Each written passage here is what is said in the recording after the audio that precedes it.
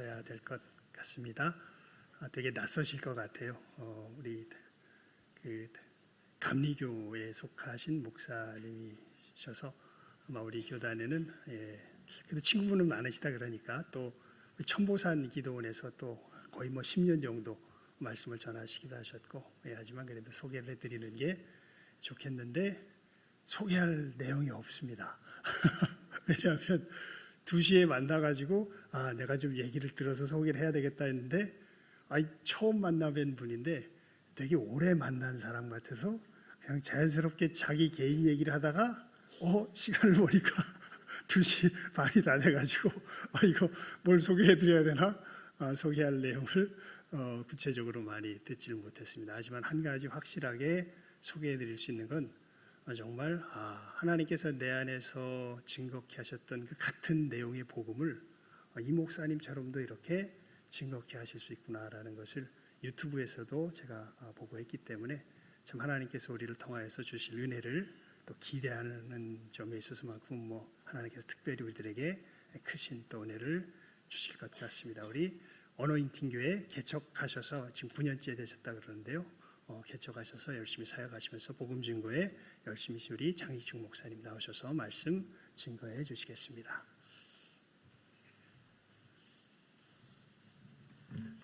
마이크를 좀 내리겠습니다.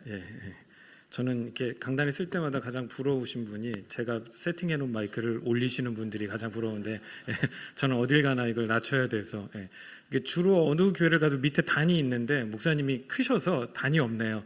상대적으로 더 초라해 보이고 작아 보일 것 같은데 이해해 주시길 간절히 바랍니다.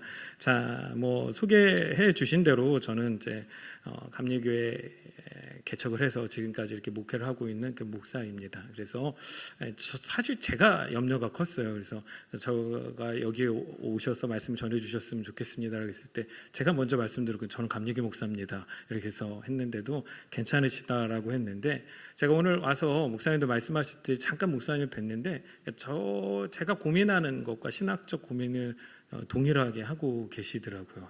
그래서 제가 목사님 오늘 뵈면서 깜짝 놀란 게 인상이 딱 봐도 목사님이시지 않나요? 인상이? 그러니까 저는 어딜 가든 전도를 당하거든요. 어딜 가든 예수를 믿었으면 좋겠대.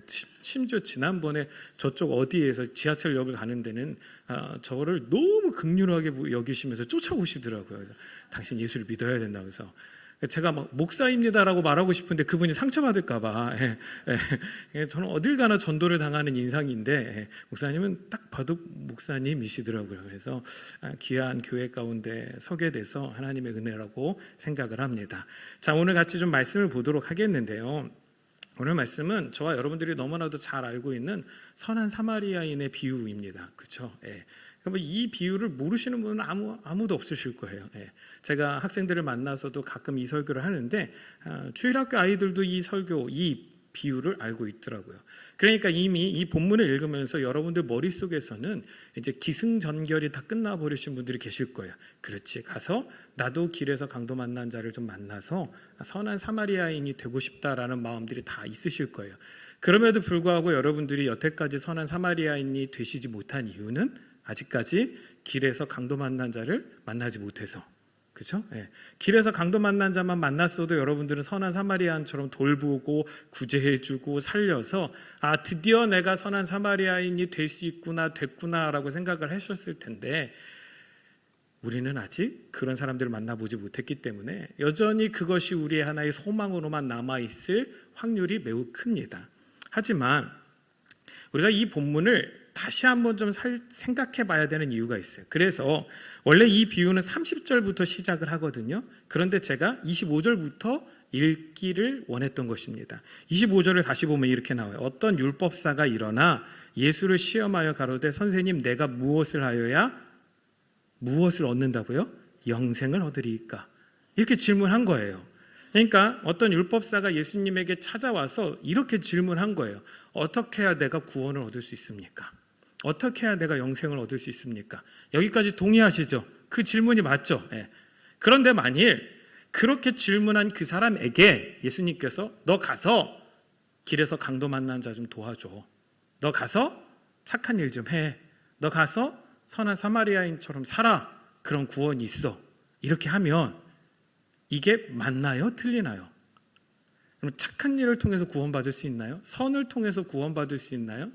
아니, 거두절미하고 저와 여러분들이 이 시간에 이곳에서 예배 드리는 한 가지 이유는 구원이 우리를 통해서 나올 수 없기에. 아멘? 오직 구원은 예수 그리스도의 십자가의 보혈을 통해서 가능하기에. 아멘? 그 보혈을 의지하는 마음으로 나왔잖아요. 그런데 어떻게 해야 영생을 얻을 수 있습니까? 어떻게 해야 구원을 얻을 수 있습니까? 라는 질문을 한 그 사람에게 예수님께서 야, 가서 너도 선한 사마리아인처럼 착한 일 해 라고 하는 게 과연 옳을까요? 저도 어렸을 때 교회를 다니면서 계속 이렇게 들었어요. 그래서 저의 삶의 목표도 그거였어요. 선한 사마리아인이 되어야지. 선한 사마리아인이 되어야지.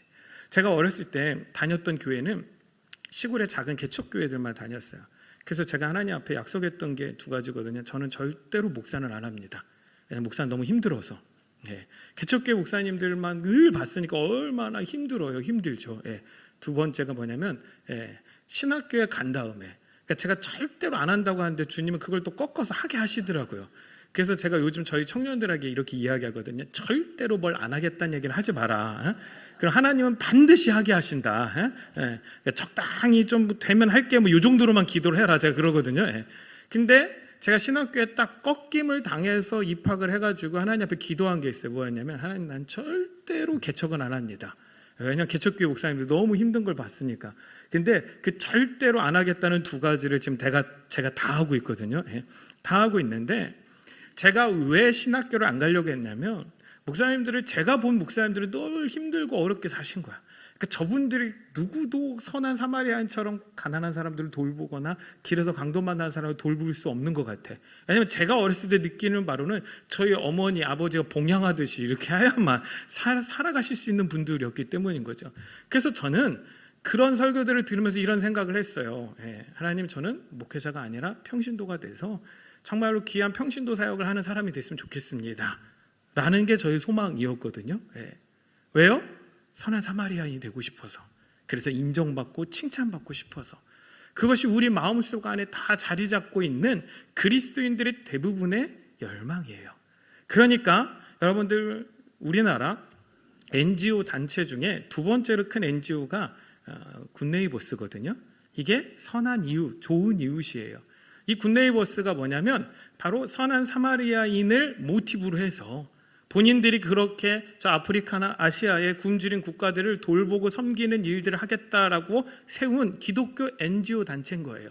그 안에 있는 분들은 다 뭐예요? 그렇게 선한 사마리아인이 되고 있다. 이것들을 통하여 내가 하나님이 원하시고 하나님께서 가르쳐 주시고 말씀해 주신 성경에 접근하고 있다라는 어떤 자부심과 자신감을 가지고 살아가고 계실 수도 있어요.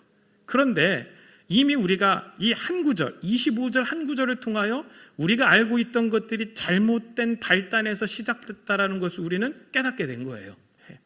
그러면 30절부터 시작하는 이 비유를 우리가 기존에 알고 있던 대로, 기존에 생각하던 대로, 그래 내가 선한 사마리아인이 되어야지, 그래야 내가 그들을 돌보아서 칭찬받고 구원받는 인생이 되어야지라고 해석할 수 없다라는 결론에 도달할 수 있어요. 그러면 30절부터 어떻게 해석해야 되냐? 자, 여러분들 예수님의 비유에 보면요, 되게 재밌어요. 예수님의 비유에 보면 뭔가 중요하게 강조하시는 부분은 디테일하게 설명하세요. 여러분, 부자와 거지 비유하시죠? 여러분들 부자 이름이 뭐예요? 부자 없잖아요. 부자가 나사로라고 하면 안 돼요. 부자는 없어요. 근데 거지 이름은 나와요, 안 나와요? 나오죠. 그러니까 비유예요. 이건 어차피 비유야, 그렇죠? 가상의 인물이고 예를 들어서 하시는데 왜 서운하게 부자 이름은 빼고 거지 나사로의 이름만 넣었을까요? 이런 걸 가지고 고민을 해봐야 돼요. 성경을 읽을 때. 이런 고민들 한 번도 안 해보셨으니까 부자가 나사로라고 얘기하시겠죠? 그러니까 여러분, 부자가 어떻게 돼요? 나중에 지옥에 가죠. 그러면 그래, 부자는 지옥에 가, 뭐 이렇게 이야기할 수 있어요, 쉽게. 그러면 거지는 왜 구원받았냐고요? 왜 아브라함의 품에 있냐고요? 이걸 설명해야 돼요. 그러니까 보니까 한 번도 고민을 안 해보신 것 같아요, 표정들이. 굳이 내가 그것까지 왜 알아야 되는데. 그런데 제가 이렇게 좀 건방지게 설교하시더라도 이해를 해주세요. 왜냐하면 제가 요 방학 기간에는 청소년들과 청년들을 만나요. 여러분, 청소년들과 청년들을 만나는데 제가요, 어르신들을 만나는 것처럼 설교하면 애들이 다 자요. 그래서 애들한테는 정말 죄송해요, 욕을 좀 섞어줘야 애들이 졸다가 막 정신을 차리고 막 집중해요. 제가 막 착하고 선하게 얘기하잖아요. 아무도 집중 안 하다가 제가 욕 한마디 하잖아요. 애들이 막 집중해요. 집중해. 그래서 요 방학 기간을 쭉 끝나는 요 8월쯤 오면요, 입이 거칠어져요. 그리고 요 방학이 끝난 다음에 다시 이제 기도원 사역이나 어른 사역을 하면요, 이제 또 언어가 또 순환이 돼요. 그러니까 여러분들이 조금 애매한 타이밍에 저를 불러주셔서 이렇게 오락가락 하더라도 여러분들이 이해해 주시길 바랍니다. 그렇다고 여러분들이 욕은 안 해요. 걱정하지 않으셔도 돼요. 보면 요 특정해서 예수님께서 설명하신 데는 이유가 있다고요. 그래서 거지의 이름이 나사로라고 나와. 이 나사로의 이름의 뜻이 뭐냐면 하나님께서 도우셨다. 한번 따라합시다. 하나님께서 도우셨다. 아멘? 구원은 어떻게 이루어지는 거예요? 나 때문이 아니라 하나님께서 도우셔서 이루어지는 거예요. 아멘? 이런 경우에 부자의 이름은 빼더라도 나사로의 이름은 집어넣으시는 거예요. 이해되셨죠? 자, 그러면 오늘 30절부터도 비유거든요. 그냥 없는 사건을 예수님께서 말씀하고 계신 거예요. 그런데 뭔가 조금 디테일하고 구체적이에요. 보실까요? 30절 보면 어떤 사람이 예루살렘에서 여리고로 내려가다가 강도를 만나매 강도들이 그 옷을 버리고 때려 거반 죽은 것을 버리고 갔더라. 자, 예루살렘에서 여리고라는 지형이 나와요. 지역이. 성지순례를 다녀오신 분들은 아시겠지만 여리고는 사해 근방에 있거든요. 예루살렘은 어디에 있어요? 해발 800m에 있어요. 그리고 사해는 마이너스 400m예요. 그러니까 여리고에서 예루살렘까지는 한 1200m 차이가 나요. 꽤 높은 거거든요. 그런데 제가 고고학을 참 좋아해서 제가 고고학을 계속 공부를 하고 있어요. 지금도 한 교수님과 함께 공부를 하고 있는데 그 교수님이 자기가 예루살렘에서 유학을 할 때 자기 스승이 여리고에서 예루살렘까지 걸어가라고 미션을 줬대요. 그래가지고 자기가 가보니까 하루 정도 걸린다고 하시더라고요. 하루 정도. 그러니까 충분히 걸어갈 만한 거리예요. 그런데 이 예루살렘에서 여리고가 어느 지역이냐면 한번 따라합시다. 유대 땅. 예수님 당시에는 유대 땅이에요. 유대 땅. 그러면 이 유대 땅 위에는 무슨 땅이 있어요? 사마리아 땅. 그래서 사마리아 땅. 그리고 그 위에는 갈릴리 지역이 있는 거예요. 그런데 이 사마리아 지역을 걸어갈 수 있어요? 지나갈 수 있어요? 없어요? 유대인들이? 없죠. 불경한 땅이라고 해서 안 가잖아요. 그래서 이 사람들은 요단강을 건너서 이렇게 삥 돌아서 지금의 요르단으로 건너가서 갈릴리로 왔다 갔다 했어요. 그게 사마리아 땅이에요. 여러분, 사마리아 땅이 왜 사마리아 땅이 됐는지 여러분들 아십니까? 이게 구약의 역사 가운데 나오거든요. 북이스라엘과 남유다가 있었는데 어디가 먼저 멸망당했죠? 북이스라엘이 먼저 멸망당했죠. 그 북이스라엘을 멸망시킨 나라가 아수르인데 이 아수르라는 나라의 정책이 뭐냐면 자기가 멸망시킨 나라의 민족들을 섞어버렸어요. 다. 그러니까 이 북이스라엘 땅 가운데는 대부분의 사람들이 흩어져서 이주하게 되고 또 아수르가 정복한 많은 국가의 나라들과 민족들이 그 땅으로 모여서 살게 된 거예요. 그러니까 오랜 시간이 지나다 보니까 어떻게 된 거예요? 피가 섞인 거예요. 종족이 섞인 거죠. 우리나라 말로 쉽게 혼혈 민족이 된 거예요. 그러니까 순혈주의, 순수혈통을 중요하게 생각하던 유대인들에게는 이 사마리아인들은 이방인보다 더 잡종인 거예요. 그래서 결코 그들을 유대인이나 어떤 자신의 한 계열로 인정할 수가 없었어요. 인정하지 않았어요. 그래서 개 같은 민족 이렇게 이야기를 하잖아요. 개 같은 민족, 개 같은 족속 이렇게 이야기를 하잖아요. 그러니까 여러분들, 요 유대 땅을 특정하고 계신 건, 그리고 선한 사마리아인이라는 그 사마리아인을 주님이 끌고 오신 건 무언가 이유가 있다라는 거예요. 쉽게 말해서 이 유대 땅을 사마리아인이 함부로 들어올 수 있어요? 없어요. 이게 이 이야기의 설정이에요. 누가? 예수님께서 설정으로 정해놓고 계신 거예요. 그러면서 예수님께서 이야기를 전개해 가십니다. 자, 예루살렘에서 여리고로 내려가다가 강도를 만나매. 자, 그러면 예루살렘에서 여리고로 왔다 갔다 하는 그 길은 유대 땅이라겠는데 그 유대 땅에서 누가 강도를 만났어요. 그럼 그 강도 만난 사람은 누구? 유대인일까요? 사마리아인일까요? 유대인이겠죠? 네, 유대인. 자, 그러면 이 사람에게 강도 짓을 한 건 누구예요? 유대인이에요? 사마리아인이에요? 또 유대인이겠죠. 네. 그러니까 같은 민족이 같은 민족을 강도짓하고 때려서 거의 죽은 것을 버리고 갔다. 이게 이 사건의 핵심입니다. 마치 지금 이렇게 설명하니까 그것이 알고 싶다 같은데 그런데 말입니다. 이러면서 마침 한 제사장이 그 길로 내려가다가 그를 보고 피하여 지나갔고 또 이와 같이 한 레위인도 그곳에 이르러 그를 보고 피하여 지나갔대요. 자, 우리가 이걸 보면서 늘 욕하죠. 어떻게 이럴 수 있냐고. 레위인과 제사장이. 우리는 성경에서 이렇게 믿음이 없는 사람들이 등장할 때마다 어떻게든 헐뜯어야 돼. 욕해야 돼. 왜요? 그래야 그 사람들보다는 내가 믿음이 훨씬 더 좋은 것처럼 여겨지니까. 그렇죠? 그래서 여러분들 이 사람들 보면서 맨날 욕했을 거예요. 근데 제가 이 사람들 입장에서 좀 변호를 하자면 요 당시에 여러분들 요세푸스의 이제 역사 이야기를 읽어보면요. 예루살렘에서 하루에 잡히는, 그러니까 죽임당하는 거죠. 제사를 위해서 죽임당하는 양과 염소의 마리수가 하루에 몇 마리쯤 됐을까요? 몇 마리? 하루에 대략 2,500마리쯤 됐대요. 엄청났던 거죠. 엄청났던 거예요. 이걸 가지고 개나 지옥도 설명할 수 있는데 시간이 없으니까 2,500마리.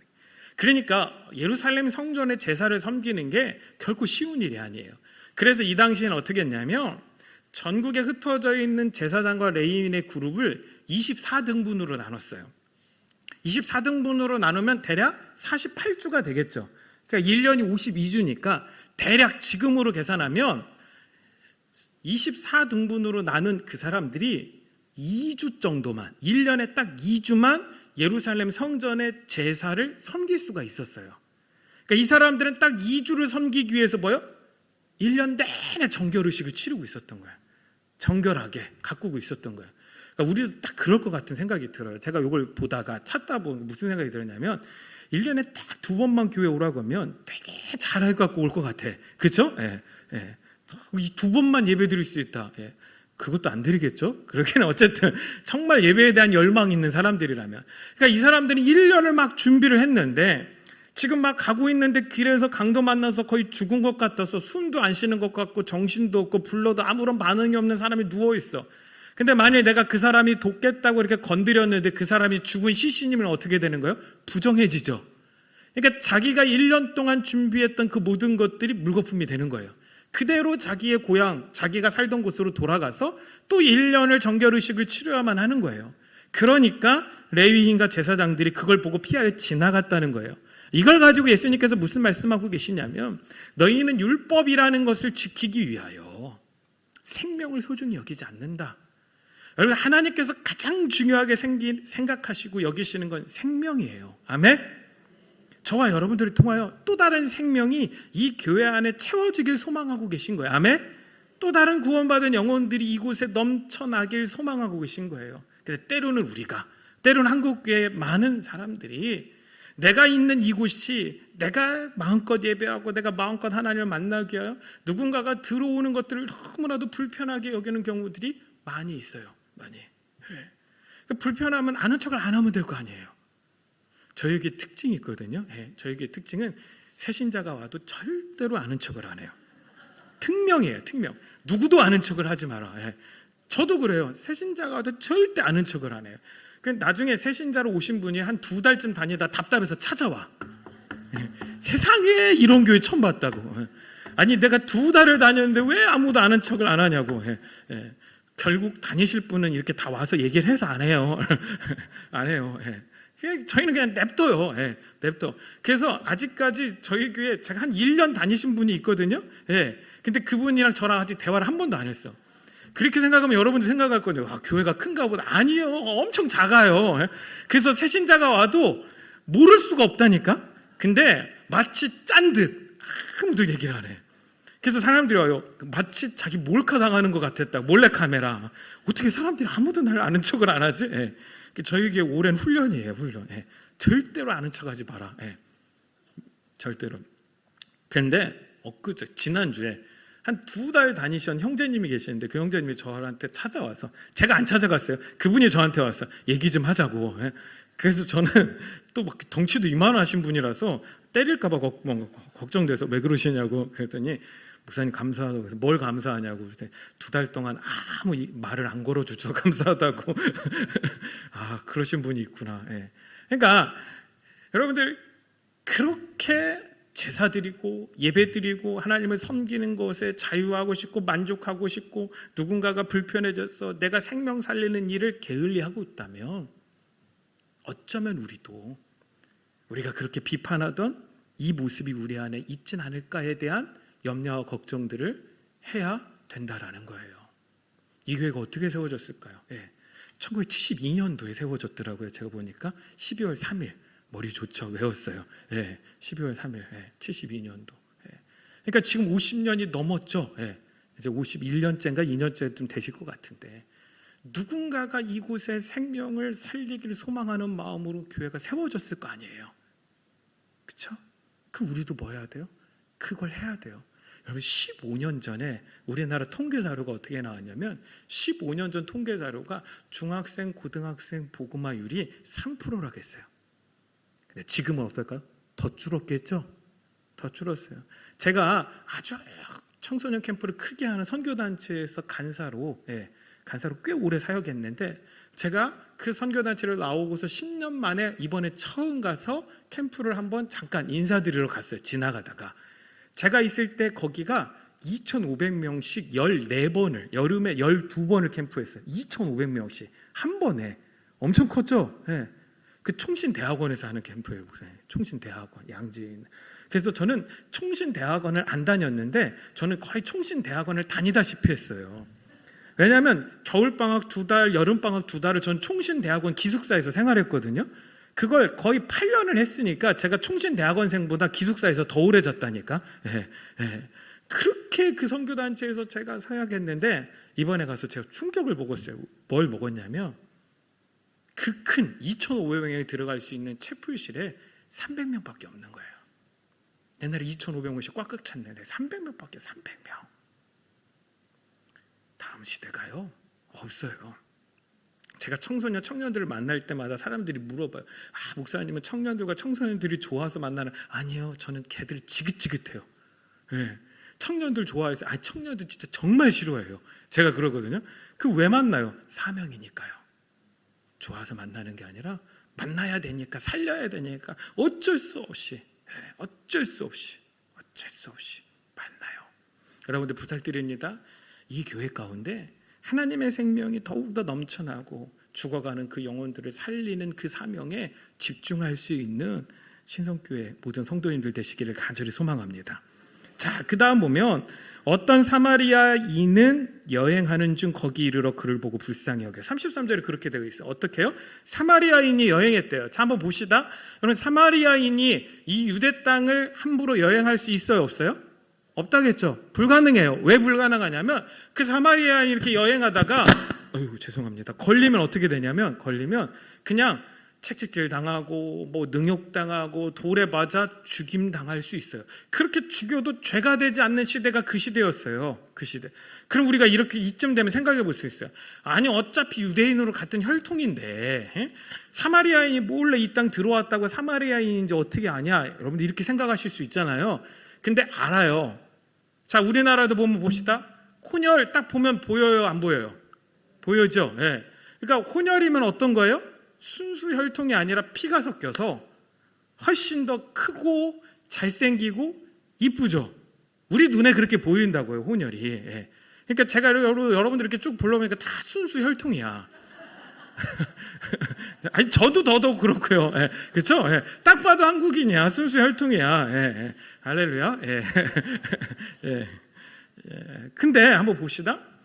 예수님이 요한복음 4장에 보면 수가성 여인을 만나시잖아요. 사마리아 여인이잖아요. 근데 그 여인을 딱 만났는데, 그 여인이 예수님을 보자마자 뭐라고 얘기했어요? 당신은 유대인인데 이렇게 말하고 있죠. 어떻게 알았을까요? 그 여인은 아름다워요, 혼혈이라. 예수님은? 저는 얘기 안 했어요. 저는 얘기 안 했어요. 누군가가 분명히 얘기하셨어요. 나중에 천국 가서 사과하시기를 간절히 부탁드립니다. 그러니까 딱 그만큼 딱 봐도 유대인인지 아닌지, 딱 봐도 사마리아인인지 아닌지 구분될 정도로 인종의 차이가 이미 벌어진 거예요. 이해되셨죠? 그러니까 사마리아인이 적당히 이렇게 해가지고 유대 땅을 여행할 수는 없어요. 그리고 이 비유를 듣고 있던 베드로가 아마도 여긴 안 나왔지만 예수님께서 어떤 사마리아인이 여행하던 중에 이랬을 때 벌떡 일어나서 그랬을 거예요. 목사님 지금 예수님 무슨 얘기하는 거냐고, 사마리아인이 어떻게 유대 땅을 함부로 여행할 수 있냐고 막 따졌을 거예요. 그 정도로 불가능한 일을 지금 예수님께서 말씀하고 계신 거예요. 그런데 한번 생각해 봅시다. 우리는 사마리아인이 되고 싶어 했다니까요. 사마리아인이 될 수 있다고 생각을 하고 지금까지 살아왔어요. 그런데 가만 한번 생각해 봅시다. 올 수 없는 땅에 오신 분, 오면 능욕당하고 채찍질당하고 맞을 수밖에 없는 분, 그럼에도 오셔서 길에서 강도 만난 차를 고치시고 살리신 분, 그게 우리예요? 아니면 예수님이에요? 예수님이죠. 예수님이죠. 아니 그게 우리예요? 예수님이에요? 예수님이죠. 아멘? 예수님. 그러니까 우리는 우리가 사마리아인이 되고 싶었는데 말씀을 면밀히 살펴보니까 내가 사마리아인이 돼서 내가 구원을 이루어야지, 이게 말이 안 된다라는 가정을 해놓고 다시 본문을 들여다보니까 우리가 사마리아인이 될 수 없다라는 결론에 다다른 거예요. 그래서 이 말도 안 되는 설정을 예수님께서 하고 계신 거예요. 여러분들 1만 달란트 빚진 자가 나오잖아요. 제 특기가 예수님의 비유를 해석하는 거거든요. 1만 달란트 빚진 자가 있는데 여러분 1만 달란트가 우리나라 돈으로 환산하면 얼마가 될까요? 우리나라 돈으로 잘 모르시겠죠. 그러니까 내가 얼마를 탕감받았는지 모르시는 거야. 1만 달란트가요, 우리나라 돈으로 현재 금 시세로 제가 며칠 전에 한번 확인했거든요. 환산을 하면 20조 원이에요. 20조 원 대략. 돈이 많으셔서 그런가 아무도 안 놀라시네. 20조 원이라니까. 그러니까 한 번도 구경을 못 해봐서, 그렇죠? 상상을 못 해봐서 1조라는 돈이 있어요. 1조 원이라는 돈을요 다 쓰려면 제가 그거 계산해봤거든요. 하루에 100만 원씩 쓰잖아요. 하루에 100만 원씩. 그러니까 매일 꼬박꼬박 하루에 100만 원을 써야 돼. 100만 원을 쓰면 1조 원을 쓰려면 2739년이 걸려요. 1조가 얼마나 큰지 이제 아시겠죠? 예? 그러면 1000만 원씩 쓰면 어떻게 할까요? 그거 10분의 1로 줄이면 돼요. 그러면 273년이 걸려요. 그러니까 하루에 1000만 원씩 써도 여러분들과 여러분들 자녀 세대 때 다 못 쓰는 돈이 1조예요. 이게 얼마나 큰 돈이야. 그렇죠? 그러니까 그 돈만 있으면 얼마나 좋을까? 지금 다 그 생각을 하고 있는 거야. 나는 하루에 100만 원이나 1000만 원, 1억도 쓸 것 같은데 막상 있어봐요. 못 써요. 못 쓴다니까. 근데 20조야. 그러니까 20조라는 돈은 도저히 갚을 수 없는 돈이에요. 그걸 예수님께서 설정해 놓고 계신 거예요. 그러니까 예수님의 비유는 이렇게 쭉 연구하다 보면 어떤 느낌이 드냐면 도저히 할 수 없는 영역을 설정해 놓고 계신 거예요. 20조를 갚을 수 있어요? 목사님 그때도 갚을 수 있는 사람이 있었겠죠? 아니요. 왜냐하면 예루살렘이 예수님 당시에 이 이스라엘 땅이요 로마의 식민지였어요. 이건 아시잖아요. 그러면 이 식민지였던 이 이스라엘이 1년에 연세를 내야 돼요. 로마한테. 국가 전체가 세금을 내야 되는데 그게 900달란트가 안 됐어요. 국가가 1년에 내야 되는 세금이 900달란트가 안 됐다고요. 근데 한 사람이 1만 달란트를 빚졌다니까요. 이건 뭐요? 처음부터 갚을 수 있다 없다? 없다라는 걸 설정해 놓으셨다니까요. 저와 여러분들이 탕감받은 그 죄의 값은 처음부터 우리가 어떻게 해서 갚을 수 없는 그 돈이에요. 아멘? 근데 예수님께서 십자가에 달려 죽으실 때 뭐라고 말씀해요? 내가 다 이루었다라고 이야기하죠. 그게 텔레오거든요. 그게 뭐냐? 내가 다 지불했다 이 말이에요. 내가 다 청산했다예요. 저와 여러분들은 절대로 선한 사마리아인이 될 수 없다니까요. 저와 여러분들은 이 땅 가운데서 우리가 몸부림쳐서 어떤 주님이 원하시는 선에 도달할 수가 없어요. 그런데 주님이 그걸 다 갚아버리셨어요. 아멘? 그래서 예수님께서 말씀하시는 거예요. 너를 내려놓고 자기를 포기하고 자기를 부인하고 네가 할 수 있다는 그 가능성을 다 내려놓고 뭐 하라고요? 그 십자가의 복음을 믿으라고. 그러면 내가 그걸 네가 한 걸로 인정해 줄게. 아멘? 제가 이 교회에 또 올 일이 없잖아요. 그러니까 종합해서 다 설명해야 돼. 예, 종합해서. 예. 참 이게 좀 한 2시간 주셨으면 참 좋았을 텐데 이게 짧으니까 예, 빨리빨리 설명할게요. 예. 자, 여러분 예수님의 비유 중에 뭐가 있냐면 오른쪽 양 왼쪽 염소가 있어요. 그렇죠? 예. 오른쪽 양 왼쪽 염소가 있다고요. 자, 오른쪽 양한테 예수님께서 뭐라고 이야기해요? 야, 내가 굶주렸을 때 니네가 먹을 걸 줬고 내가 헐벗을 때 니네가 덮을 거 줬잖아. 네가 나 돌봐줬잖아. 자, 그런데 이 오른쪽 양들이 그걸 기억해요, 못해요? 못하죠? 여러분들 그게 가능해요? 아니, 저는요, 제가 중학교 때 500원 꺼준 거 아직 기억한다니까요? 죄송해요, 한 번만 욕할게요. 그게 한이 맺혀서 그 쌍놈의 새끼가 아직도 안 갚았다고. 얼굴도 기억해, 이름도 기억해. 다른 애들은 다 잊어버렸어도 내가 베풀었는데 안 갚았다고 난 그건 기억한다고. 예, 예.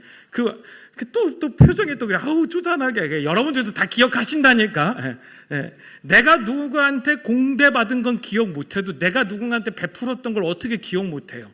그러니까 잊고 살 수는 있어요. 그런데 예수님께서 네가 그때 나 그렇게 도와줬잖아 그랬을 때 이 양들의 당연한 반응은 맞아요, 맞아. 생각해보니까 그러네. 내가 옛날에 그렇게 했네. 이게 정상인데 이 양들이 끝까지 기억을 못해요. 그 얘기는 무슨 얘기예요? 안 했다는 거야. 이건 또 뭔 소리야, 그죠? 그 표정이 읽혀졌어요, 이렇게. 이건 뭔 소리야, 또. 안 했다는 거라니까요. 자, 반대로 왼쪽 염소들한테는 니네가 안 했잖아. 근데 이 사람들이 뭐라고 항변해요? 우리가 언제요? 할 만큼 했잖아. 이런 반응이야, 그쵸? 예. 이 사람들은 뭐 했다는 거야. 이쯤 되면 예수님께서 미안해. 내가 착각했네. 이렇게 돌면 니네가 오른쪽이잖아. 이렇게 하셨어야 되는데. 죄송해요. 예, 성경을 제가 이상하게 해석하는. 예. 주님은 끝까지 뭐라고 이야기하냐면 아니야. 니네가 한 게 맞아. 이 얘기는 무슨 얘기인지 아세요? 갈라디아서 2장 20절 보면 바울이 이런 표현을 쓰잖아요. 내가 그리스도 함께 십자가에 못 박혔나니 그런즉 내가 사는 것이 아니에요. 내 안에 그리스도께서 사시는 것이라. 이제 내가 육체 가운데 사는 것은 나를 사랑하사 나를 위하여 자기 몸을 버리신 하나님의 아들을 믿는 믿음 안에서 사는 것이라. 저와 여러분들이 예수의 십자가를 믿고 구원받은 그 순간 저와 여러분들의 삶 가운데는 예수의 생명이 들어와 있는 줄로 믿습니다. 그러니까 그게 자기를 부인하는 것이다라니까요. 그래서 내가 부인당해버린 거예요. 내가 부정당해버린 거예요. 그리고 내 안에는 누구만 남아요? 예수만 남아요. 아멘? 그러니까 마지막 날 갔을 때 잘 생각해 보세요. 가난한 자를 돌보고 옥에 갇힌 자를 풀어주고 그들에게 생명을 주고 그들에게 먹을 걸 주고 그들에게 헐벗은 그 옷을 덮어주는 건 우리의 사역이 아니라 누구의 사역이에요? 예수님의 사역이죠. 그러니까 예수님께서 말씀하시는 거예요. 오른쪽에 있는 너희들 양, 너희들은 너네가 한 게 아무것도 없어. 근데 너희들 안에 내 생명이 들어가 있어. 그래서 내가 한 그 모든 일이 너의 것이 되는 거야. 아멘? 저와 여러분들이 마지막 날 천국문을 들어가는 그것도요, 내 것으로 가는 게 하나도 없어요. 주님의 은혜죠. 아멘? 아니, 주님의 은혜가 아닌 게 세상에 어디 있어요? 이 땅에서 은혜를 누리실 수 있게 간절히 소망합니다. 여기 루디아 여성교회, 전도회, 죄송해요, 감독이 여성교회라고 해서 여기 전도회, 전도회. 은혜를 갚는 게 아니에요. 은혜는 누리는 거야. 아멘? 주님이 여러분들을 구원하시고 여러분들을 살리신 걸 마음껏 누리실 수 있는 인생들 되시길 간절히 소망합니다. 아멘? 그게 믿음 생활 아니에요? 그게 신앙 생활 아니에요? 오늘 보세요. 우리는 선한 사마리아인이 되고 싶었는데 예수님 말씀하시 아니 너희는 선한 사마리아인 될 수 없어. 선한 사마리아인은 나야. 내가 너를 살리는 거야. 내가 너희를 살리는 거야. 자, 그럼 이걸 연극으로 만든다고 했을 때 저와 여러분들이 선한 사마리아인이 될 수 없으니까 우리가 해야 되는 역할이 뭘까요? 주로 길에서 강도 만난 자, 그거보다 길에서 강도한 자가 더 어울릴 수 있어요. 근데 주님 말씀하세요. 저와 여러분들 뭐요? 길에서 강도 만난 자라고. 한번 생각해 보세요. 저와 여러분들 안에 우리가 할 수 있는 가능성이 컸다면 예수를 믿었을까요? 아니에요.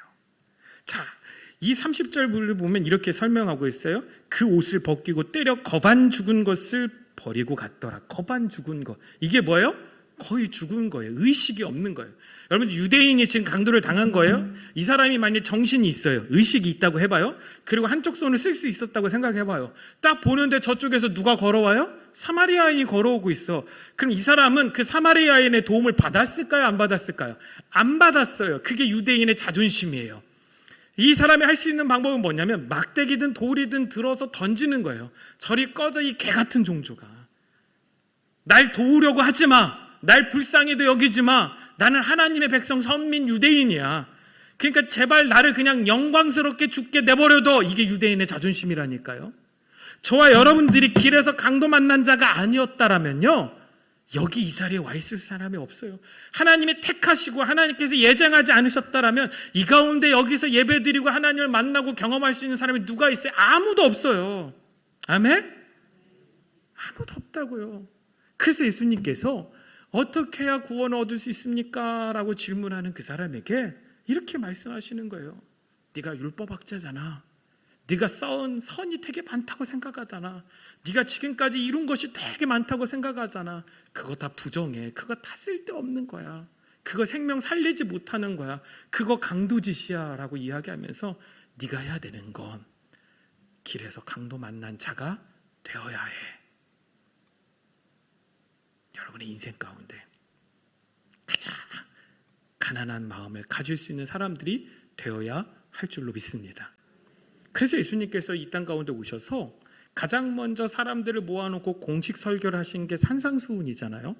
그 마태복음 5장 맨 첫 번째 3절에 가면 심령이 가난한 자는 복이 있나니 천국이 저희 것임이요. 아멘? 심령이 가난한 자라는 이야기를 해요. 이걸 우리는 또 이렇게 생각해. 마음이 좀 청빈해야 돼. 청빈해야 돼. 그래서 그게 너무 이율배반적인 게 뭐냐면 그렇게 해놓고 또 기도할 때는 다 또 축복을 달라가고 물질을 달라가고 그게 저 어렸을 때 신앙생활하면서 그게 다 이해가 안 되는 거야. 그러니까 진짜 성경대로 사는 사람은 누구밖에 아니라 우리 부모님밖에 없었어요. 진짜 가난하게 사셨거든요. 성경대로 사는 분은 그분들밖에 없어. 예, 그분들밖에. 예. 또 저희 부모님도 이해가 안 되는 게 뭐냐면 하나님의 말씀은 꿀송이보다 달다고 맨날 그렇게 얘기해서 말씀을 읽어라 그랬는데 정작 본인들은 안 읽어. 이거 뭐지? 그래가지고 저는 어렸을 때 되게 착한 마음으로 야 이게 또 자꾸 읽고 먹으면 다른가 보다. 달아서 없어져서 부모님이 나 생각해서 자기는 안 드시고 나한테만 먹으라고 하시는가 보다. 또 이렇게 생각했다고. 예? 예. 착했죠 제가. 예. 그러니까 우리가 하나님의 말씀을 그렇게는 알고 이해는 하는데 정작 나는 못해요. 나는 못해. 심령이 가난하다는 건 물질적으로 가난하다라는 이야기가 아니에요.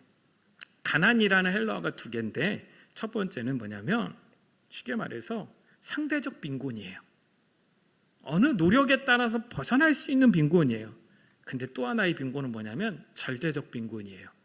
경제적 수탈이나 억압을 자기 스스로 절대로 벗어날 수 없는 상태. 심령이 가난하다는 그 가난이 바로 그 단어예요. 그 얘기는 무슨 얘기냐면 너가 너 스스로 구원에 도달할 수 없다는 걸 인정하라는 거예요. 아멘? 내가 나 스스로 구원에 도달할 수 없다는 걸 인정하라는 거예요. 그런 그 사람들에게 뭐요? 천국이 은혜로 주어지는 거예요. 아멘? 또 한번 봅시다. 내가 그렇게 나 스스로를 구원할 수 없다라는 것을 깨달았을 거 아니에요? 그 사람들은 하나님 앞에 어떻게 나갈까요? 하나님, 나 좀 구원해 주세요. 아멘? 하나님이 아니면 나 안 돼요. 하나님이 나 살려주셔야 돼요. 몸부림칠 거 아니에요. 그래서 팔복의 두 번째가 뭔지 아세요? 애통하는 자는 복이 있나니 저희가 위로를 받을 것이며 그때 하나님의 위로가 그 인생 가운데 임하게 되는 줄로 믿습니다. 아니 여기 처음에 예수를 믿는 그 순간에 심령의 가난함을 안 가졌던 분이 어디 있어요? 루디아 선교회 안 그랬던 분이 어디 있어요? 다 그럴 거 아니에요 전도에. 예. 그렇죠? 그런데 어느 순간 내가 예수를 믿고 신앙생활의 공덕이 쌓여지다 보니까 점점 나의 의의가 여기서 드러나기 시작하는 거야. 응? 나의 의의가 드러나기 시작하는 거야. 내가 높아지고 싶고 내가 인정받고 싶은 거야. 예.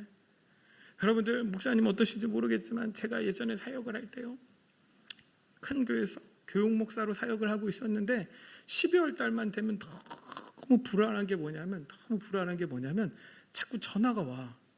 선생님들한테 그 전화가 딱 오면요 100%야. 뭐야? 목사님 내년에는 좀 쉴게요. 이거야. 내년에는 좀 쉴게요. 예. 제가 되게 순진하거든요. 순수해요. 그래가지고 내년 좀 쉴게요. 그래가지고 제가 그랬어요. 아 그러시냐고, 힘드신가 보라고, 쉬시라고. 그랬다가 일주일 뒤에 목사님이, 저희 담임 목사님이 부르시는 거야. 그래서 갔죠. 그랬더니 너는 그 집사님이 쉰다고 했는데 쉬라고 하면 어떡하냐고. 아니 힘들다고 해서 쉰다고 해서 쉬라고 했는데 그게 잘못이냐고. 그랬더니 그분이 자기가 이 교회에서 필요 없다고 생각을 해서 교회를 떠나겠다고 얘기를 했다는 거야. 뭐죠? 제가 장 목사가 목회를 모른다고, 누가 쉰다고 내려놓겠다고 어떻게든 못 쉬게 해야 된다고. 왜죠? 그렇게 하라고. 가서 빨리 가서 그 집사님한테 전화 걸으라고. 전 이해가 안 되는데, 제 머리는 이해가 안 되거든요. 예. 이해가 안 되는데 제가 전화를 걸었어요. 집사님, 그냥 집사님이 한번 다시 해주셔야 될 것 같아요. 그랬더니 이분이요, 그쵸, 제가 없으면 안 되죠. 그 다음부터는 누가 쉰다고 하면 무조건 안 돼요. 안 돼요. 그러니까 어떻게든 존재적 자아를 이 안에서 찾고 싶어하는 마음들이 넘쳐날 수 있다니까요. 그러니까 어느덧 내가 길에서 강도 만난 자라는 생각을 못 갖는 거예요. 그러니까 어느덧 내가 선한 사마리아인이 될 수 있다라는 착각에 빠지는 거죠. 그래서 내 노력과 내 선행을 통하여, 내 부를 통하여, 내 건강을 통하여, 나라는 인생과 우리 가정을 통하여 어떻게든 선한 영향력이라는 걸 좀 끼쳐보고 싶어하는 마음들로 가득 넘칠 수 있어요. 근데 중요한 건 그때부터 내가 하나님의 은혜 앞에 엎드리지 않는다는 거야. 그때부터 내 안에 애통하는 그 마음들이 사라진다니까요. 그때부터 내가 이 성전에 와가지고 하나님 내가 일주일을 이렇게 살았다니까요. 내가 주의 나라를 위하여, 복음을 위하여, 교회를 위하여 이렇게 헌신했다니까요 라는 마음들이 앞서는 거예요. 그때부터 죄송해요, 주파나를 튕길 수밖에 없는 거예요. 난 이렇게 했는데 주님 나에게 해주신 게 뭐예요? 이런 표현이 나올 수밖에 없는 거예요. 내가 갚을 만큼 갚았다고 생각하는데 주님은 도대체 나한테 해주신 게 뭐예요? 라는 질문을 던질 수밖에 없다니까요. 여러분들 부탁드려요. 예. 길에서 강도 만난 자의 마음을 가질 수 있는 저와 여러분들 되실 수 있길 간절히 소망합니다. 아멘. 제가 그냥 청소년 집회였으면요, 여기 티, 제가 맨날 입고 다니는 티가 있어요. 여름 티. 예. 심령이 가난한 예배자. 예. 이게 저희 교회 로고예요. 예. 그리고 저희는 몇 년째 안 바뀌거든요. 예. 처음에 딱 정하고 그 다음에 12월에 가가지고 바꾸려고 했더니 주님이 그게 됐니? 안 됐는데요, 주님. 안 됐는데 왜 자꾸 바꾸니? 그래서 그럼 될 때까지 해야겠. 안 바뀌어. 늘 의에 가득 찬 사람들이 넘쳐나서 심령이 가난한 예배자, 심령이 가난한 예배자. 제가 늘 외치는 거예요. 여기에 제발요, 괜찮은 척 안 했으면 좋겠어요. 가면 벗어 던지고 하나님의 구원이 필요해요. 아멘. 주님의 임재가 필요해요. 주님이 나와 함께 하시지 않으면 난 살 수 없어요. 주님, 내가 선한 사마리아인인 줄 알았는데 내가 오늘 말씀을 놓고 보니까 내가 길에서 강도 만난 자였네요. 내 인생의 역사 앞에 주님 지나가 주셔서 나 만나 주시고 나 살려 주실 수 있기를 간절히 소망합니다. 제가요, 목사가 돼서 제법 규모 있는 교회에서 부교육자로 사역을 하다가 제가 어땠을까요, 여러분들? 교만했을 거 아니에요.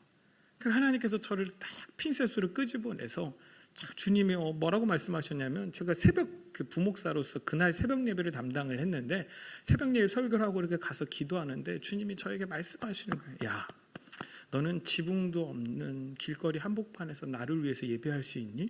여러분들 전국 어떤 목사님을 갖다 놓고 그 질문을 했을 때 아니요 주님 저는 좀 제법 갖춰진 곳에서만 예배할 수 있을 것 같아요. 할 수 있는 목사님이 있을까? 아무도 없다고요. 그래서 저도 되게 평범한 주님의 질문인 줄 알고 그럼요 주님 저는 어디서든 주님을 위해서 예배할 수 있어요 라고 얘기를 했다고요. 이거는 진짜 출제자가 아주 못된 의도를 갖고 질문하신 거예요 하나님이. 예.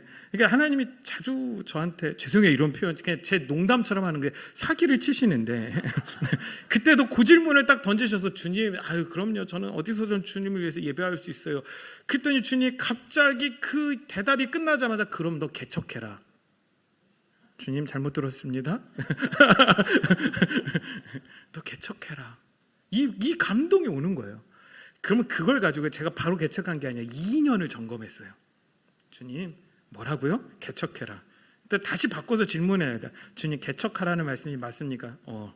주님 그러면 이걸 확정하기 위해 이번 주 안에 누군가를 통해서 또 응답을 주셨으면 좋겠어요. 제가 믿음이 없어서 목사인데 정확하게 누가 금요일쯤 와가지고 목사님 개척에 대한 마음들을 목사님한테 주시는 것 같다고 청년들이 또 기도하다가 그렇게 예언을 받았다 뭐 이런 식으로 또 얘기해요. 그럼 제가 그 입 다물으라고 한동안 내 앞에 나타나지 말라고 막 이러면서 주님 난 개척은 안 한다고 하지 않았냐고 주님 난 진짜 이거 아니라고 막 2년을 싸우다가 개척을 했어요. 광야 한복판에 나갔을 거 아니에요. 광야 한복판 제가 개척 첫 예배를 저희 교회에서 첫 예배를 드렸을 때 저희 아내 저희 큰아들, 지금 둘째 아들인데 그때 큰아들밖에 없었어요. 큰아들, 그 청년 3명. 요 3명이 어떻게 되냐면 이거 어떻게 안 나가는 거니까. 예. 제가 전에 사역했던 청년 사역을 할 때 1년 동안 교회를 안 나온 애가 있어. 근데 개척하기 전에 제가 연락해서 야, 요즘 뭐 하냐? 나 이제 개척할 거거든. 그래요? 목사님 불쌍한데? 제가 도와줄게 해서 온 애야. 그러니까 1년 동안 예배 안 드리다 그냥 온 애야. 예. 또 하나는 누구냐면 그 교회에서 공동체마다 문제를 일으키는 애야. 예. 그래서 제발 그 교회에서 애들이 죄송해요. 그분한테는 죄송한데 쟤는 좀 없었으면 좋겠다라고 하는 애였거든. 예. 그러니까 소위 말해서 기피 대상 1호. 예. 근데 얘가 어느 날 갑자기 저를 찾아와가지고 목사님 개척하신다면서 제가 목사님 교회 가서 아니야 안 그래도 돼. 분명히 제가 충분히 거절을 했거든요. 근데 따라온 거예요. 왜냐하면 거기에서 나왔는데 그 교회에 있던 누군가 따라오는 게 불편하잖아요. 그래서 너 안 돼. 그래서 안 돼. 온갖 핑계를 댔는데 결국 따라왔어요. 또 한 친구는 제가 선교단체에서 사역할 때 저랑 같이 간사했던 친구가 저를 도와주러 온 거예요. 그 3명을 놓고 예배드리고 집에 갔어요. 진짜 많이 울었어요. 주님 그거 봐요 안 한다고 했잖아요. 그거부터 해가지고 하나님 내가 잘못 들은 거였나 뭐 뭔가 생각이 다 드는 거예요. 근데 그때부터 끊임없이 예배 때마다 하나님께서 그 가난한 마음을 부어주시는 거예요. 하나님 나는 아무것도 아니에요. 주님 나는 아무것도 할 수 없어요. 주님의 은혜가 아니면 살아갈 수가 없어요. 주님의 은혜가 아니면 여러분 이 마음이 어떤 마음인지를 알고 싶으면 신학교로 가셔서 개척을 해보시면 알아. 이거 안 해본 사람은 몰라. 왜 남자들이 군대 얘기를 그렇게 하는지 여자분들이 싫어하시죠? 그거 군대 갔다 오면 이해가 된다니까. 인생에서 가장 중요한 전환점 중에 하나라서 진짜 주님이 아니면 안 돼요. 주님이 함께 하시지만 안 돼요. 그러면서 제가 성경을 들여다봤는데 그동안 제가 했던 모든 설교가 다 헛된 이야기였던 거예요. 그때부터 제가 성경을 다시 연구하기 시작했어요.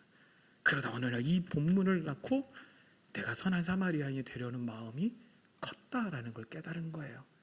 내가 귀하고 훌륭하고 영향력을 끼치는 목회자가 돼야겠다는 생각을 한 것이 결국 내가 하나님의 은혜를 발로 차버리는 일이었다라는 걸 깨닫게 된 거죠. 그때부터 지금까지 저도 늘 매 순간 가난한 예배자로 살아가려고 몸부림쳐요. 여기 있는 모든 분들 결국 저와 여러분들이 이제 천국 가서 만날 거 아니에요? 천국 가서 천국 가서 만날 때 모두 다 그 가난한 예배자로 하나님 앞에 예배하다가 늘 길에서 강도 만난 자로 여러분의 인생 가운데 지나가시는 예수 그리스도를 만나고 경험하고 은혜를 누리다가 예수 그리스도의 십자가의 보혈로 그 천국에 다 들어와 함께 예배할 수 있는 믿음의 자녀들 되실 수 있게 간절히 소망합니다. 루디아 전도회. 제가 올 3월 달에 터키를 방문했었습니다. 터키를 갔는데 저는 좀 일찍 가서 저희 교회, 그러니까 저희 교회가 재밌는 게 성도님들과 같이 가는데 성도님들은 나중에 따라오라고 하고 저 먼저 갔어요. 여러분들은 터키만 볼 거지만 난 간 김에 그리스도 봐야 된다고 해가지고 혼자 가서 네아폴리까지, 아테네에서 네아폴리까지 올라가는데 7시간 반이 걸려, 차로. 그걸 운전을 해갖고, 렌트를 해서 운전을 해갖고 올라가서 네아폴리에 갔다가 빌립보에 갔다가 루디아 기념교회를 제가 방문을 했었어요. 루디아. 여러분들, 이스라엘 사람들, 그 당시 사람들은요 가장 하층민이 낙타 털옷을 입었어요. 낙타 가죽옷은 아니야. 낙타 털옷이에요. 요 낙타 털이요 텐트를 만들 때 쓰던 거예요. 천막을 만들 때 쓰는 낙타 털. 그리고 조금 더 괜찮은 평민들이 양 털을 짠 옷을 입었어요. 그리고 귀족들이 그 양털을 좀 더 얇게 개량하고 거기에다가 자주색 옷감을 물을 들인 옷감으로 만든 옷을 입었어요. 그러니까 이 루디아라는 여성은 지금으로 말하면 구찌나 사냐를 만들던 여인 중에 하나예요. 여러분들 되게 고급스러운 분들입니다. 근데 바울이 거기에 가서 이분들을 어디서 만나요? 강가에서 만나죠. 그래서 지금도 거기 가면 그 루디아 기념교회 앞에 이렇게 냇물이 흐르고 거기 세례터 이런 것들이 마련되어 있어요. 왜 그랬냐면 거기가 빌립보 지역인데 이 빌립보 지역이 그 당시 빌립보 총독이 하도 유대인들이 말썽을 피니까 회당을 다 없애버렸어요. 원래 바울이 어느 지역을 가면 무조건 회당으로 가서 처음에 그 회당에 있는 유대인들을 만나서 복음을 전하면서 자리를 잡았는데 빌립보 지역에 가보니까 뭐가 없는 거야? 회당이 없는 거야. 그래서 어디를 갔냐? 그래, 빨래터에 가면 여인들은 만나겠지라는 생각을 갖고 빨래터를 찾아온 게 바로 이 빌립보 지역의 교회가 세워진 역사예요. 역사. 그러니까 아무것도 없는 기반이 아무것도 없는 그 가운데서 생명을 살리고 영혼을 구원해내고 마지막까지 하나님 앞에 귀하게 쓰임받는 초대교회 중에 하나인 빌립보 교회가 루디아라는 여인을 통해서 세워지게 됐다라는 거죠. 여기 루디아 전도회. 참말로 이 교회 가운데 새로운 생명을 귀하게 일으키고 또 그 생명을 살려 정말 하나님의 교회가 아름답게 드려질 수 있고 또 루디아가 그렇게 바울을 돌본 것처럼 우리 귀한 목사님을 도와서 귀한 교회를 세워나갈 수 있는 믿음의 전도회 되시기를 간절히 소망합니다. 그것이 제가 오늘 여러분들과 나눌 수 있는 설교의 전부입니다. 마지막으로 37절 한번 볼까요? 가로되 자비를 베푼 자니이다. 예수께서 이르시되 가서 너도 이와 같이 하라 하시니라.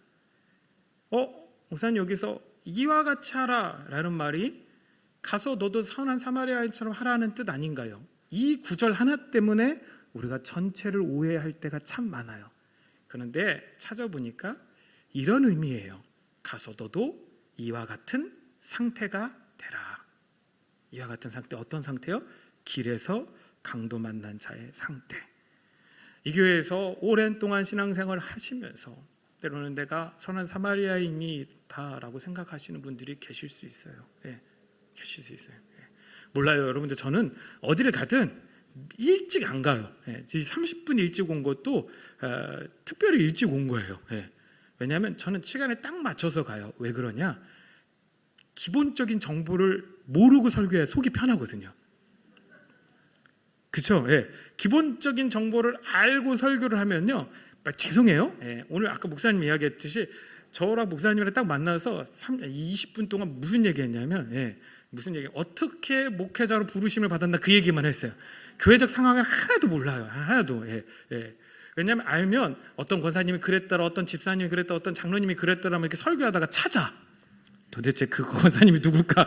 이렇게 찾게 돼요. 그래서 저는 아예 모르고 설교를 하려고 해요. 그러니까 지금 저는 이신성교회가 어떤 역사를 갖고 있는지 몰라요. 그 날짜 어떻게 해요? 주보 보고 알았어요. 여기 있길래. 너무 교회 얘기를 안 하면 안 될 것 같아서 몇 가지 정보를 제가 그냥 얻은 것 뿐이에요. 아무것도 몰라요.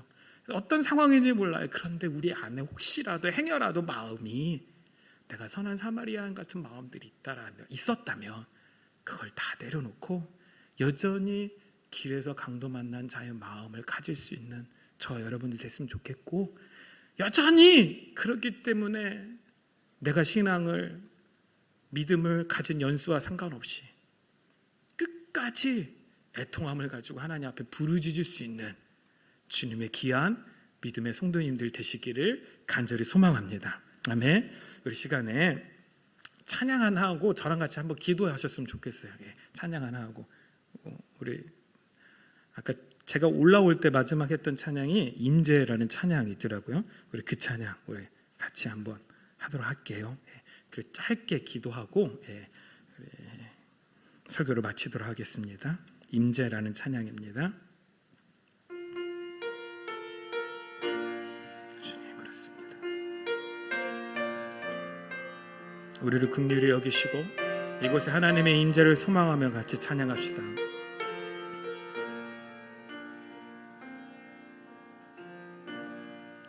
하늘의 문을 여소서, 이곳을 주목하소서. 주를 향한 노래가 꺼지지 않으니 하늘을 열고 보소서. 이곳에 임재하소서. 주님을 기다립니다. 기도의 향기가 하늘에 닿으니 주여 임재하여 주소서. 이곳에 오셔서 이곳에 앉으소서. 이곳에서 드리는 예배를 받으소서. 주님의 이름이, 주님의 이름만이, 오직 주의 이름만 이곳에 있으. 이곳에 오셔서, 이곳에 오셔서 이곳에 앉으소서. 이곳에서 드리는 예배를 받으소서. 주님의 이름이, 주님의 이름만이, 오직 주의 이름만 이곳에 있으. 다시 한번 큰 소리로 이곳에 오셔서 이곳에 앉으소서. 이곳에서 드리는 예배를 받으소서. 주님의 이름이, 주님의 이름만이, 오직 주의 이름만 이곳에 우리 손을 들고 고백합시다. 이곳에 오셔서 이곳에 앉으소서. 이곳에서 드리는 예배를 받으소서. 주님의 이름이, 주님의 이름만이, 오직 주의 이름만 이곳에 있습니다. 우리 같이 기도할까요? 각자의 소리를 내서 기도합시다. 주님, 길에서 강도 만난 자 내가 여기 있습니다. 하나님, 내가 십자가 안에서 부정당하게 하시고 늘 가난한 예배자 되어 하나님의 은혜를 갈망하고 갈구하는 인생 되게 하여 주시옵소서. 하나님이 아니면 살 수 없기에 하나님의 은혜와 은총만을 구하고 바라는 내가 되게 하여 주시옵소서라고 우리 시간에 간절하게 우리 하나님 앞에 소리내어 합심으로 기도하며 나아가도록 하겠습니다. 오 하나님 아버지, 우리가 기도합니다. 하나님의 은혜를 구합니다. 하나님의 말씀을 구합니다. 하나님 앞에 온전한 믿음과 신앙을 드리며 나아갑니다. 하나님, 우리가 할 수 없기에, 우리가 스스로를 구원해낼 수 없기에 주 앞에 엎드려 간구합니다. 가난한 예배자 되어 애통합니다. 하나님 우리 안에 역사여 주시고 하나님 우리를 긍휼히 여겨 주시고 우리 인생 앞에 지나가시며 선한 사마리아인 되셔서 우리를 살려 주시옵소서. 우리를 치료하시고 우리를 회복하시며 우리를 구원하여 주시옵소서. 하나님의 은혜가 우리 안에 있길 원합니다. 하나님 우리 안에 하나님의 은총이 있게 하여 주시옵소서. 주님의 은혜로 살게 하여 주시옵소서. 주님의 말씀으로 살게 하여 주시옵소서. 굳건한 믿음과 신앙이 우리 안에 있게 하여 주시옵소서. 늘 가난한 예배자 되어 어떻게든 하나님의 영광을 드높이며 어떻게든 하나님 앞에 아름답게 드려지는 인생들 될 수 있도록 주님 역사하여 주시고 인도하여 주시옵소서. 주님 원합니다. 주님 바랍니다. 우리 마음 안에 임재하여 주시옵소서. 우리의 생각 안에 주장하여 주시옵소서. 왕 되어 주시옵소서. 내가 사라지고 오직 주님이 나의 왕 되시고 우리의 왕 되실 때 하늘의 영광과 하늘의 통치를 누리는 인생 될 줄로 믿사오니 주여 임하셔서 우리를 다스려 주시고 주여 임하셔서 우리를 살려 주시고 주여 임하셔서 우리 안에 하늘의 은총과 은혜로 더딥혀 주시옵소서. 주님 간절히 바랍니다. 주님 믿음의 교회를 하나님 지키시고 돌보아 주시옵소서.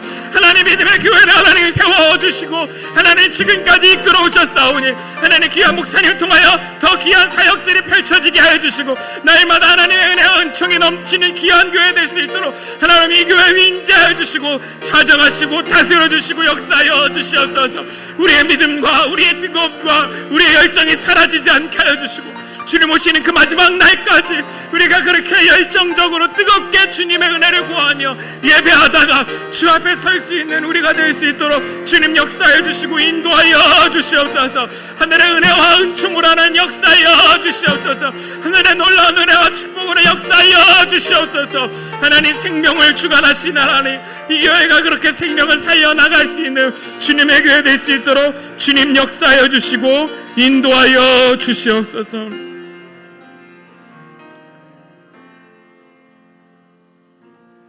우리 주 예수 그리스도의 이름으로 기도하였습니다. 아멘.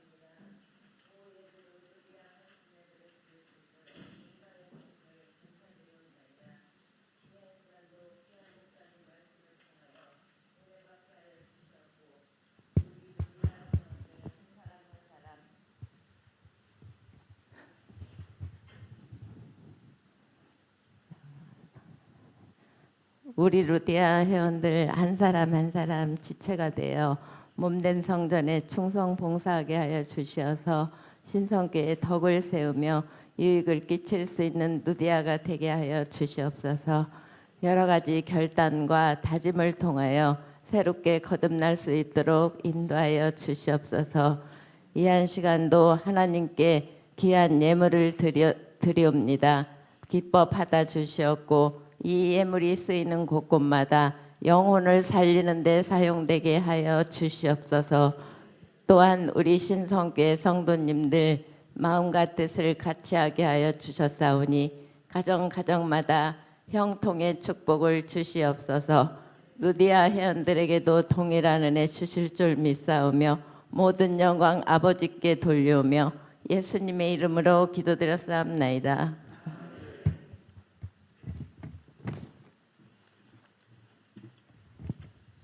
다 같이 찬송가 211장, 새 찬송가 269장 부르시겠습니다.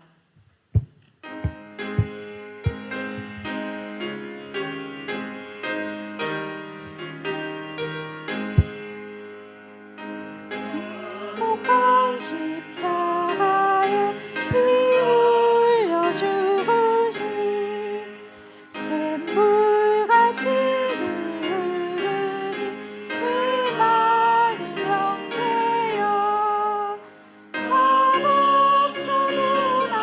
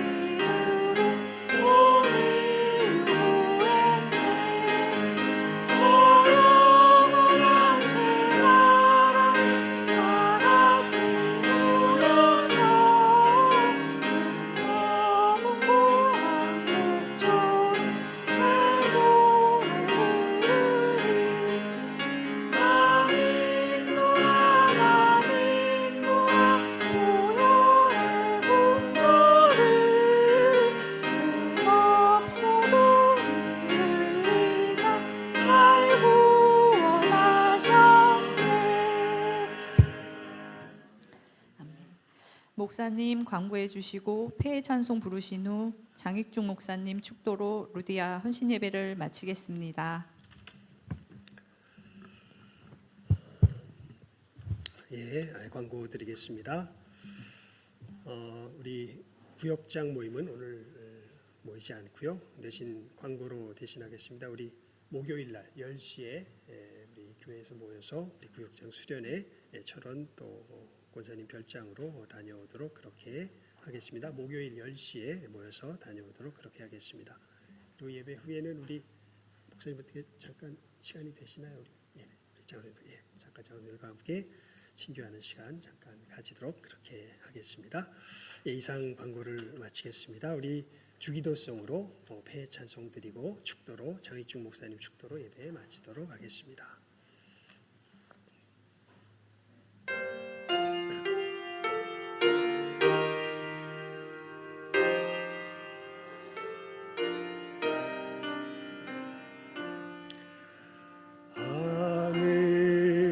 하늘에 계신 아버지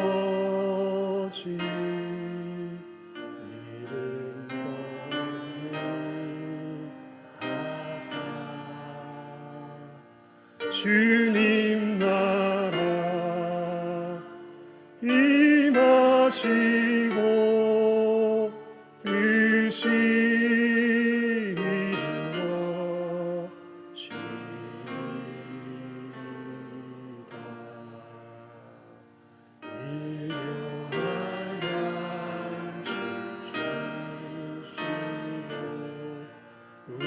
우리들의 큰죄 다 용서하옵시고 또 시험에 들게 마시고 악에서 구원하소서. 내게 주의 나라 주의 권세 주의